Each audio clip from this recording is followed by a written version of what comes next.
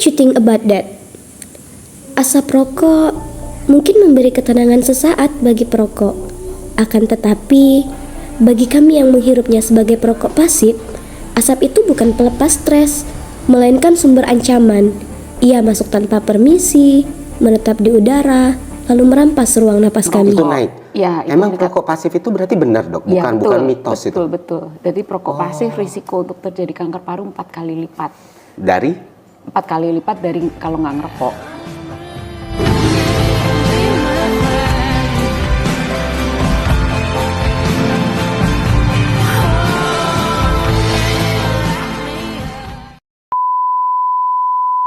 Bahaya rokok tidak akan berhenti ketika asapnya hilang begitu saja.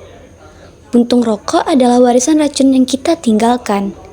Di balik bentuknya yang kecil dan sering diabaikan, ia menjadi musuh senyap bagi lingkungan. Puntung rokok tidak hanya menambah tumpukan sampah plastik di bumi kita, akan tetapi juga menyimpan potensi bencana.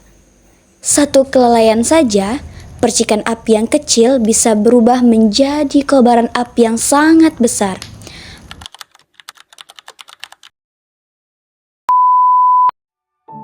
Kita sering membicarakan polusi udara dari industri dan kendaraan.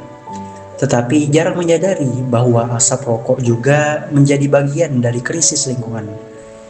Setiap batang rokok yang dibakar melepaskan ribuan zat kimia berbahaya ke udara, memperburuk kualitas udara di ruang publik maupun lingkungan rumah tangga.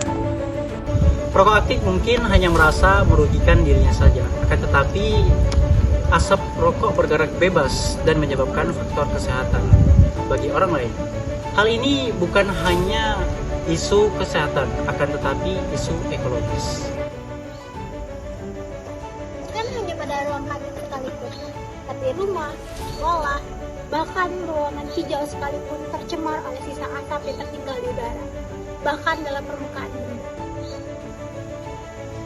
Hal ini bukan hanya tentang kesehatan, melainkan juga tentang hak untuk menikmati ruang publik tanpa harus menanggung risiko kesehatan dari asap orang lain. Dalam perspektif ekologi politik, persoalan asap rokok bukan sekadar kebiasaan individu, tetapi terkait struktur sosial, ekonomi, dan kekuasaan yang memungkinkan polusi udara mikro terjadi, serta merugikan kelompok rentan sebagai perokok pasif. Ketidakadilan muncul ketika risiko kesehatan lebih banyak ditanggung oleh mereka yang tidak memiliki kuasa. Sementara, regulasi dan kepentingan industri rokok tetap dominan. Selain asap, puntung rokok menjadi limbah berbahaya yang sering dibuang sembarangan.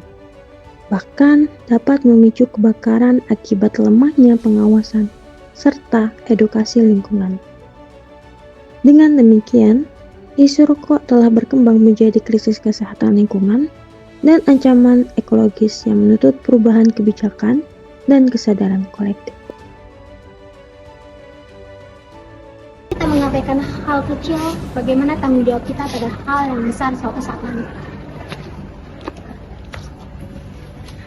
Karena pada dasarnya, langkah kecil merupakan bukti jika kita pernah melakukannya.